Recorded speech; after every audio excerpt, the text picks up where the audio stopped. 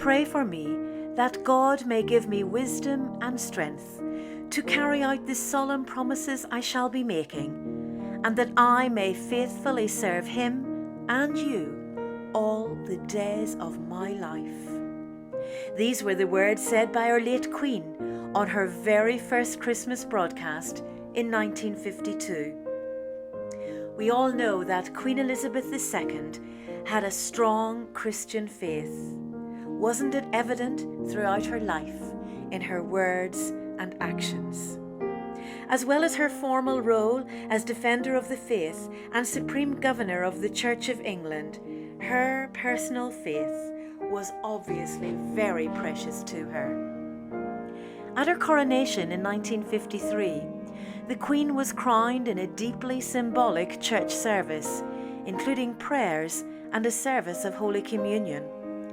The orb, sceptre, ring and crown used in the ceremony each include a cross to symbolize Jesus Christ. Even though the crown jewels are set with many of the world's most valuable gemstones, a Bible was presented during that service as the most valuable thing that this world affords. Over the past 70 years, the Queen's Christmas broadcasts were among the few speeches she wrote herself, and they frequently referred to her Christian faith and to Jesus. In December 2000, she said that for her, the teachings of Christ and her own personal accountability before God provided a framework in which she tried to lead her life. The theme of service was a predominant theme in her long reign.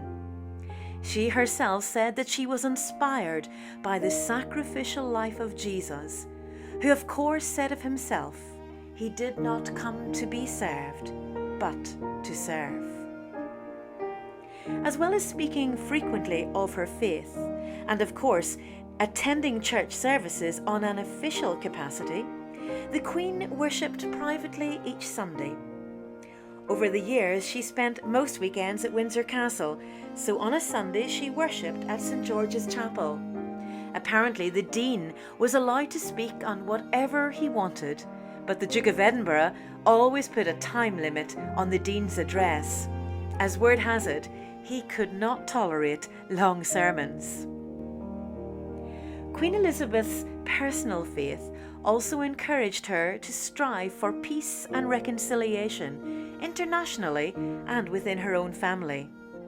In 2011, she said that forgiveness lay at the heart of Christian faith. She added that it was in forgiveness that we feel the power of God's love. Obviously, one of her favourite Bible stories was the Good Samaritan, as she mentioned it many times. In her 2020 broadcast on Christmas Eve from Windsor Castle, she referred to the difficult year because of the COVID-19 pandemic. She said how she was inspired by the kindness of strangers, that even on the darkest night, there is hope in a new dawn. Jesus, of course, touched on this in the parable of the Good Samaritan in Luke chapter 10. The man who is attacked and left for dead at the side of the road is saved by someone who did not share his faith or even his culture. Less than 2 years ago, the Queen said that this wonderful story of kindness was very relevant at this time. She noticed that through the pandemic, Good Samaritans had emerged from all walks of life, showing care, love and kindness, regardless of gender, race or background. In her Christmas address in 2011, she said that God had sent a unique person into the world, neither a philosopher nor a general, but a Saviour, Jesus Christ. Queen Elizabeth II was a unique person. Throughout her long life and reign, she was the epitome of duty and faithfulness, and she used Christ's example and teaching as her guide.